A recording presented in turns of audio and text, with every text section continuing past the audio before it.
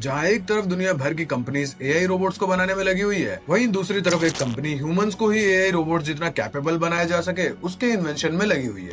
Humans को AI robots के जितना कैपेबल बनाना जो सच में किसी फिल्म के प्रोड्यूसर की इमेजिनेशन से कम नहीं लगती। बट अगर हम इसे इमेजिनेशन से बाहर आके देखें तो सच में एक ऐसी कंपनी एग्जिस्ट करती है जो एक ऐसे ही इन्वेंशन के पीछे कई सालों से काम कर रही है। इवन आज की डेट में उस कंपनी ने ह्यूमन ट्रायल्स भी स्टार्ट कर दिए हैं, और तो और उस कंपनी का फर्स्ट ह्यूमन ट्रायल भी सक्सेसफुल रहा।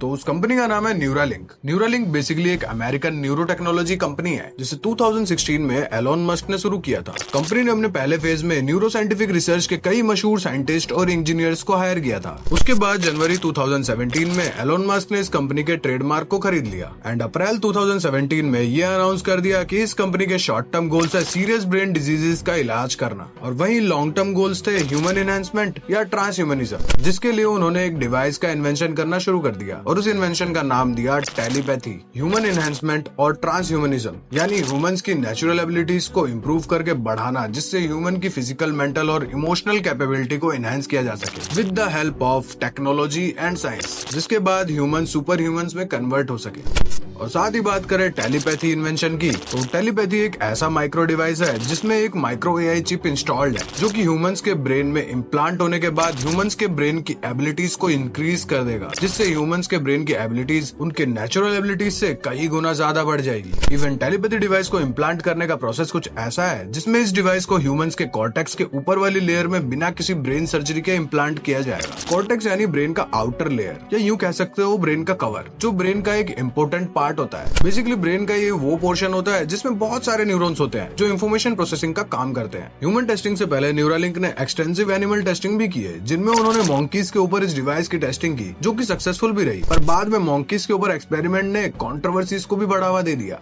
लेकिन फिर 2020 में इस कंपनी को ह्यूमन टेस्टिंग के लिए भी ग्रीन सिग्नल मिल गया, जिससे लिमिटेड ह्यूमन टेस्टिंग की जा सके, जिसके बाद इस कंपनी ने ह्यूमन ट्रायल्स भी स्टार्ट कर दिए। एंड अब 2024 में न्यूरालिंक ने अनाउंस किया कि उनका पहला ह्यूमन ट्रायल सक्सेसफुल रहा, जो किसी भी कंप्यूटर के माउस को अपने थॉट से कंट्रोल कर सकता है। तो ऑल ओवर न्यूरालिंक का जो ये सफर है वो विजन्स और एक्सपेरिमेंटेशन से भरा हुआ है, जिसमें एलोन मस्क का कांस्टेंट फोकस रहा ह्यूमन मशीन इंटरफेस टेक्नोलॉजी को डेवलप करके इंसानों की कैपेबिलिटीज को एनहांस करना, जो कि शायद एक न्यू रिवॉल्यूशन की शुरुआत हो सकती है, जिसमें ह्यूमंस का ब्रेन किसी पावरफुल कंप्यूटर से कम नहीं होगा। क्योंकि सोचने वाली बात है कि कल तक जो सिर्फ फिल्म के प्रोड्यूसर्स की इमेजिनेशन थी, आज वो सच होती जा रही है, जिसके बाद ह्यूमंस सच में सुपर ह्यूमंस ही बन जाएंगे। और मेरे हिसाब से ये एक न्यू रिवॉल्यूशन की शुरुआत का ट्रेलर है। और तो और जैसे एआई आज लोगों की जॉब खा रहा है, हो सकता है आने वाले टाइम में ये टेक्नोलॉजी एआई को ही रिमूव कर दे। बाकी आप सबको क्या लगता है, आप मुझे कमेंट सेक्शन में जरूर बताएं।